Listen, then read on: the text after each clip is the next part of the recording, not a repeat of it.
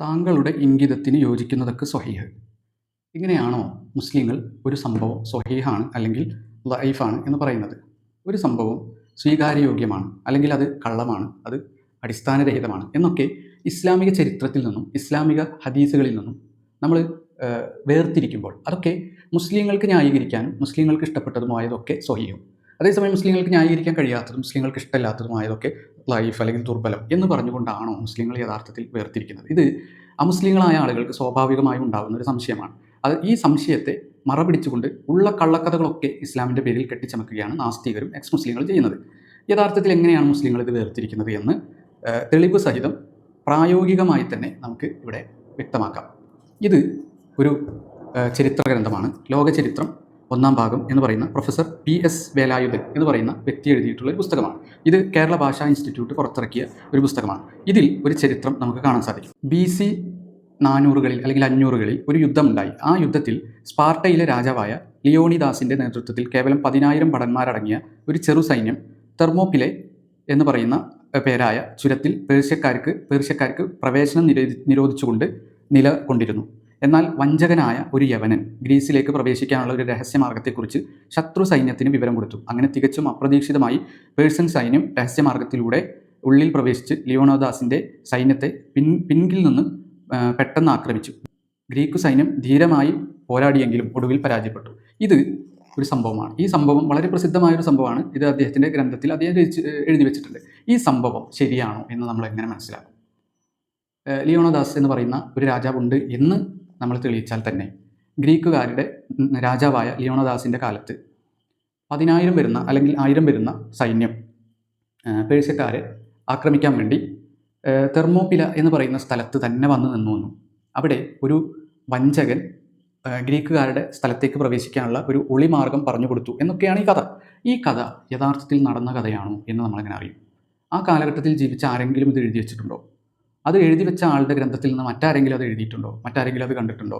അല്ലെങ്കിൽ ആ കാലഘട്ടത്തിൽ ജീവിച്ചിരുന്ന ഒരാൾ ഈ സംഭവം നടന്നിട്ടുണ്ടെന്ന് പറഞ്ഞിട്ടുണ്ടോ? ആ പറഞ്ഞ ആൾ കേട്ട വേറെ ആളുണ്ടോ? ഒന്നും ഒരു അടിസ്ഥാനവും യഥാർത്ഥത്തിൽ ഒരു ചരിത്ര ഗ്രന്ഥത്തിൽ മിക്കവാറും കാര്യങ്ങൾക്ക്, സംഭവങ്ങൾക്ക് പറയാൻ സാധിക്കില്ല. ഒരു നിവേദനത്തിന്, ഒരു കഥയുടെ നിവേദനത്തിന് നിവേദക പരമ്പര ഇന്ന ആൾ കേട്ടതാണ്, സമകാലികരായ ഇന്ന ആൾ ഇതിന് സാക്ഷ്യം വഹിച്ചു എന്ന് സാക്ഷികളെ ഹാജരാക്കാൻ സാധാരണ ചരിത്ര ഗ്രന്ഥങ്ങൾക്ക് സാധിക്കില്ല. ഇനി ഇസ്ലാമിക ചരിത്ര ഗ്രന്ഥത്തിലേക്ക് വരാം. ഇത് ഒരു ചരിത്ര ഗ്രന്ഥമാണ്. ഈ ചരിത്ര ഗ്രന്ഥത്തിൻ്റെ പേര് അൽ ബിദായത്ത് വൻ നിഹായ എന്നാണ്.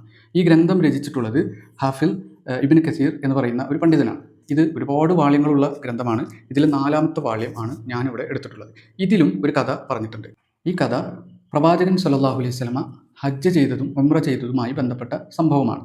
അനസ് ബിൻ മാലിക് എന്ന് പറയുന്ന പ്രവാചക ശിഷ്യനോട് കം ഹജ്ജ റസൂലുള്ളാഹി സ്വല്ലല്ലാഹു അലൈഹി വസല്ലം, പ്രവാചക ശിഷ്യനായ അനസ് ബിൻ മാലിക് റളിയല്ലാഹു അൻഹുവിനോട് പ്രവാചകൻ എത്ര ഹജ്ജുകൾ ചെയ്തിട്ടുണ്ട് എന്ന് ഒരു മനുഷ്യൻ വന്നിട്ട് ചോദിക്കാം. അപ്പോൾ അദ്ദേഹം പറഞ്ഞു, പ്രവാചകൻ ഒരൊറ്റ ഹജ്ജേ ചെയ്തിട്ടുള്ളൂ, ഒരൊറ്റ പാലായണമേ മക്കയിലേക്ക് നടത്തി കഅബയെ ബന്ധപ്പെടുത്തിക്കൊണ്ടുള്ള ആരാധന പ്രവാചകൻ ഒരിക്കൽ മാത്രമേ ചെയ്തിട്ടുള്ളൂ. അതേസമയം അദ്ദേഹം 4 വട്ടം ഉംറ ചെയ്തിട്ടുണ്ട് എന്ന് പറയുന്ന ഒരു സംഭവമാണ്. ഈ സംഭവം നമ്മൾ ഈ ചരിത്ര ഗ്രന്ഥത്തിൽ നോക്കുമ്പോൾ ഇതിന് നമുക്കൊരു പരമ്പര കാണുന്നു. ഇത് നടന്നിട്ടുള്ളതാണോ അല്ലേ എന്ന് നോക്കാൻ, ഇത് സത്യമാണോ അല്ലേ എന്ന് നോക്കാൻ. ഇങ്ങനെ ഒരു സംഭവം പ്രവാചകൻ്റെ കാലഘട്ടത്തിൽ പ്രവാചകൻ 4 ഉംറ ചെയ്തിട്ടുണ്ടോ, ഒരു ഹജ്ജ് മാത്രമാണോ ചെയ്തത്, അത് പറയപ്പെട്ടിട്ടുള്ള ഈ ചരിത്ര ശകലത്തിന് വല്ല അടിസ്ഥാനമുണ്ടോ എന്ന് നോക്കാൻ വ്യക്തമായ തെളിവ് ഇതിൻ്റെ മുകളിൽ തന്നെ ഈ ചരിത്രകാരൻ കൊടുത്തിട്ടുണ്ട്. അതെന്താണ്? ഇബ്നു കസീർ എന്ന് പറയുന്ന ഈ ചരിത്രകാരൻ പറയാണ്, ഖാലൽ ഇമാം അഹ്മദ് പറഞ്ഞു, ഹദ്ദസന ബഹസ് വ അബ്ദുസ്സമദും അതുപോലെ തന്നെ ബഹസ് എന്ന് പറയുന്ന 2 വ്യക്തികൾ പറഞ്ഞു. അവർ രണ്ടുപേരും കേട്ടിട്ടുള്ളത് ഹുമാം ഇബ്നു യഹ്യ എന്ന് പറയുന്ന വ്യക്തിയിൽ നിന്നാണ്. ഇവർ 2 പേരും കേട്ടിട്ടുള്ളത്. ഈ ഹുമാം ഇബ്നു യഹ്യ എന്ന് പറയുന്ന വ്യക്തി ആരിൽ നിന്നാണ് കേട്ടത്? ഖത്താദയിൽ നിന്നാണ് കേട്ടത്. ഈ ഖത്താദ എന്ന് പറയുന്ന ആൾ ആരിൽ നിന്നാണ് കേട്ടത്? അദ്ദേഹം അനസ് ബിൻ മാലിക് എന്ന് പറയുന്ന പ്രവാചക ശിഷ്യനിൽ നിന്ന് നേരിട്ട് കേട്ടതാണ്. അദ്ദേഹമാണ് പറഞ്ഞത്, പ്രവാചക ശിഷ്യനാണ് പറഞ്ഞത്, പ്രവാചകൻ ഒരു ഹജ്ജ് മാത്രമേ ചെയ്തിട്ടുള്ളൂ. അപ്പോൾ ഈ സംഭവം നിങ്ങൾ നോക്കൂ. പ്രവാചകൻ്റെ കാലഘട്ടത്തിൽ ജീവിച്ച വ്യക്തി, പ്രവാചകൻ്റെ ജീവിതം കണ്ട വ്യക്തിയാണ് പറയുന്നത് അദ്ദേഹത്തിൻ്റെ ജീവിതത്തിൽ ഇങ്ങനെ ഒരു സംഭവം നടന്നിട്ടുണ്ട് എന്ന്. അത് കേട്ട് മനസ്സിലാക്കി നേരിട്ട് സാക്ഷ്യം വഹിച്ച വ്യക്തിയുടെ ടെസ്റ്റിമണിയാണ് നമ്മളിവിടെ കണ്ടത്. അദ്ദേഹത്തിൽ നിന്ന് ഈ ടെസ്റ്റിമണി ആരാണ് ഉദ്ധരിച്ചത്? ഖത്താദ എന്ന് പറയുന്ന പ്രവാചക ശിഷ്യനായ അനസ് ബിൻ മാലിക്കിൻ്റെ കൂടെ ജീവിച്ച വ്യക്തിയാണ് ഇത് പറയുന്നത്. ഖത്താദയിൽ നിന്നാണ് ആരാണ് ഉദ്ധരിക്കുന്നത്? അദ്ദേഹത്തിനോടൊപ്പം ജീവിച്ച വ്യക്തി. ഇങ്ങനെ തലമുറകൾ ഇങ്ങനെ കൈമാറിപ്പോരുന്ന ഒരു സനദ് നമുക്ക് ഇസ്ലാമിക ചരിത്ര ഗ്രന്ഥത്തിൽ കാണാൻ സാധിക്കും. അപ്പോൾ ഈ സംഭവം നടന്നിട്ടുണ്ടോ ഇല്ലേ എന്ന് മുസ്ലിങ്ങൾ തീരുമാനിക്കുന്നത് അവരുടെ ഇഷ്ടം നോക്കിയിട്ടല്ല, നേരെ മറിച്ച് ഇപ്രകാരം ഒരു കഥ ഉദ്ധരിക്കുമ്പോൾ അതേ ചരിത്രകാരന്മാർ പിന്നെ സനദുകളും ഉദ്ധരിച്ചിട്ടുണ്ട്. ഏത് പേജ് നിങ്ങൾ ഈ ചരിത്ര ഗ്രന്ഥത്തിൽ എടുത്തു നോക്കിയാൽ അതിൽ കൊടുത്തിട്ടുള്ള എല്ലാ സംഭവങ്ങൾക്കും സനദ് കാണാൻ കഴിയും. ഇപ്പോൾ നിങ്ങൾ നോക്കൂ, ഇതിലെ മറ്റൊരു സംഭവത്തിന് വറവാഹുൽ ഹാക്കിം ബി മുസ്തദ്രിഖി അൻ ത്വരീഖ് അബി സയ്യിദ് അൻ ഹിഷാം ബിൻ ഉർവ ബിഹി വറവാഹു ബിൻ ഹദീസ് സുദ്ദി അൻ ഉർവ. ഇങ്ങനെ ഈ സംഭവം കേട്ട സാക്ഷികളായിട്ടുള്ള വ്യക്തികളെ ഉദ്ധരിച്ചുകൊണ്ട് അവരിലൂടെ കൈമാറ്റപ്പെട്ട ഓരോ വ്യക്തികളെയും ഉദ്ധരിച്ചുകൊണ്ട് നിവേദകന്മാരുടെ പരമ്പര അഥവാ സനദ് ഉദ്ധരിച്ചുകൊണ്ടാണ് ചരിത്ര ഗ്രന്ഥങ്ങളൊക്കെ രചിക്കപ്പെട്ടിട്ടുള്ളത്. അപ്പോൾ മുസ്ലിങ്ങൾ നോക്കുന്നത് ഈ സംഭവം ആര് പറഞ്ഞു, ആരിൽ നിന്ന് കേട്ടു, ആ കേട്ട ആളും ആരിൽ നിന്ന് കേട്ടു, ആ കേട്ട ആളും ആരിൽ നിന്നും കേട്ടു. ഇങ്ങനെ കേട്ട് പ്രവാചകൻ്റെ കാലഘട്ടത്തിൽ ദൃക്സാക്ഷിയായിട്ടുള്ള ആ സംഭവം നടന്നത് പറയാൻ അർഹതയുള്ള വ്യക്തി വരെ എത്തുന്ന സനദുണ്ടോ എന്നാണ് മുസ്ലിങ്ങൾ നോക്കുന്നത്.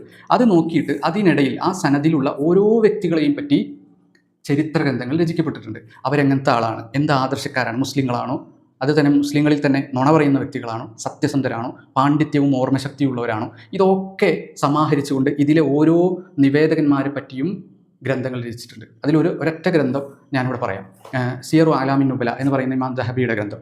അത് ഈ സമാനമായ മറ്റൊരുപാട് ഗ്രന്ഥങ്ങൾ നമുക്ക് കാണാൻ സാധിക്കും. അപ്പോൾ ഈ നിവേദകന്മാരുടെ ചരിത്രം മുഴുവൻ കളക്ട് ചെയ്യാൻ വേണ്ടി തപസ്സിരുന്ന ഒരുപാട് ചരിത്രകാരന്മാരുണ്ട്. അപ്പോൾ ഇതിൽ ഈ ഒരു സനദ് കണ്ടു കഴിഞ്ഞാൽ ഈ സനദിലുള്ള ഓരോ വ്യക്തികളെയും പറ്റി ഗ്രന്ഥങ്ങളിൽ ചരിത്രം കാണാൻ സാധിക്കും. അപ്പോൾ ഈ പറഞ്ഞ വ്യക്തികൾ, ഈ സനദിലുള്ള വ്യക്തികൾ വിശ്വസ്തരാണോ, അവർ കളവ് പറയാറുണ്ടെങ്കിൽ ആ സംഭവം നടന്നതല്ല, അതിന് സത്യതയില്ല, അത് സത്യസന്ധമായൊരു നിവേദനമല്ല എന്ന് മുസ്ലിങ്ങൾ തീരുമാനിക്കും.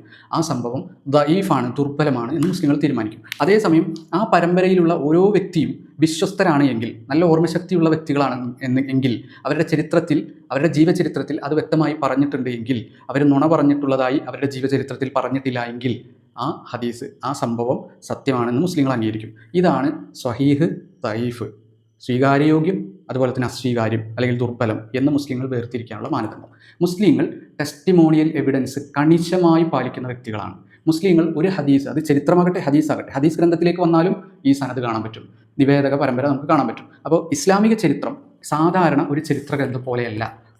പിന്നെ ഏത് ഭാഷയിലും ഏത് നാട്ടുകാരും ഏത് മതക്കാരും എഴുതിയ ചരിത്ര ഗ്രന്ഥം പോലെയല്ല മുസ്ലിങ്ങളുടെ ചരിത്ര ഗ്രന്ഥം. മുസ്ലിങ്ങളുടെ ചരിത്ര ഗ്രന്ഥത്തിൽ ഒരു കഥ പറഞ്ഞിട്ട് ഇങ്ങനെ നടന്നിട്ടുണ്ട് എന്ന് പറയലല്ല ചെയ്യുക. നേരെ മറിച്ച് ഇങ്ങനെ ഒരു സംഭവം നടന്നിട്ടുണ്ട്, ഇത് എന്നോട് പറഞ്ഞത്, ഇബ്നു കസീർ എന്ന് പറയുന്ന ഈ ചരിത്രകാരനോട് പറഞ്ഞത് ഇന്ന വ്യക്തിയാണ്, ഈ വ്യക്തിയോട് പറഞ്ഞത് ഇന്ന വ്യക്തിയാണ് എന്നിങ്ങനെ പോയി ആ പരമ്പര, ആ കണ്ണി, ആ നിവേദക പരമ്പര ആ സംഭവം നടന്ന കാലത്ത് ദൃക്സാക്ഷിയായ വ്യക്തി വരെ എത്തും.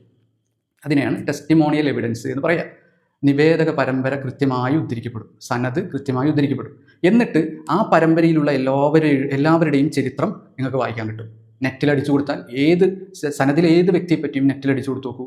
അപ്പോൾ മുസ്ലിം പണ്ഡിതന്മാർ എഴുതിയ അവരുടെ ചരിത്രരേഖ നമുക്ക് കാണാൻ സാധിക്കും. അപ്പോൾ ഈ ചരിത്രരേഖയിൽ ഇവർ നുണ പറഞ്ഞവരാണ് എന്ന് കണ്ടു കഴിഞ്ഞാൽ മുസ്ലിങ്ങൾ ആ ഹദീസ്, ആ ചരിത്രം കളവാണ് എന്ന് തീരുമാനിക്കും, അത് ദഈഫാണെന്ന് തീരുമാനിക്കും. അതേസമയം ഈ സനദിലുള്ള നിവേദക പരമ്പരയിലുള്ള എല്ലാവരും വിശ്വസ്തരാണ് എന്ന് ചരിത്രപരമായി തെളിഞ്ഞാൽ ആ ഹദീസ്, ആ സംഭവം സ്വീകാര്യമാണ് എന്ന്, സ്വഹീഹാണെന്ന് മുസ്ലിങ്ങൾ തീരുമാനിക്കും. ഇങ്ങനെയാണ് മുസ്ലിങ്ങൾ ഒരു സംഭവം ശരിയാണോ അതോ ഇല്ലാത്തതാണോ, അടിസ്ഥാനരഹിതമാണോ എന്ന് തീരുമാനിക്കുന്നത്. അതല്ലാതെ തങ്ങളുടെ ഹിതത്തിനൊത്തത് ഒക്കെ തള്ളുക, അതൊക്കെ ദഈഫായ സംഭവം എന്ന് പറയുക, തങ്ങളുടെ ഹിതത്തിന് യോജിക്കുന്നതൊക്കെ സ്വഹീഹാണെന്ന് പറയുക, ഇങ്ങനെയല്ല എന്ന് അല്പമെങ്കിലും ഇസ്ലാമിക ചരിത്രമോ ഇസ്ലാമിക ഹദീസ് ഗ്രന്ഥങ്ങളോ അതുപോലെ തന്നെ ഹദീസ് നിദാന ശാസ്ത്രങ്ങളോ ഒക്കെ മനസ്സിലാക്കുന്ന ഒരു വ്യക്തിക്ക് മനസ്സിലാക്കും. ഏറ്റവും ചുരുങ്ങിയത് ഒരു ഹദീസ് ഗ്രന്ഥം എടുത്തുകൊണ്ട് ഇങ്ങനൊന്നും മറിച്ചു നോക്കുക, പ്രവാചകൻ്റെ ഹദീസുകളൊന്നും മറിച്ചു നോക്കുക. അപ്പോൾ നിങ്ങൾക്ക് കാണാം അതിൻ്റെ മുകളിൽ ഈ സനദ്, ഈ നിവേദക പരമ്പര നിങ്ങൾക്ക് കാണാൻ സാധിക്കും. ആ ഒരു ചെറിയ പണി ചെയ്താൽ തന്നെ മുസ്ലിങ്ങൾ വെറുതെ ഓരോന്നും ദഈഫും സ്വഹീഹാക്കല്ല എന്ന് മനസ്സിലാവും. ഇനി അങ്ങനെ ആക്കുകയാണെങ്കിൽ നിങ്ങളൊന്ന് ആലോചിച്ച് നോക്കൂ, എല്ലാ ഹദീസുകളും തങ്ങൾക്ക് യോജിക്കാത്ത, ന്യായീകരിക്കാൻ പറ്റാത്ത, അല്ലെങ്കിൽ തങ്ങൾക്ക് വിമർശനം ഒരുപാടുണ്ടാകുന്ന വേറെയും സംഭവങ്ങളില്ലേ. ഉദാഹരണത്തിന്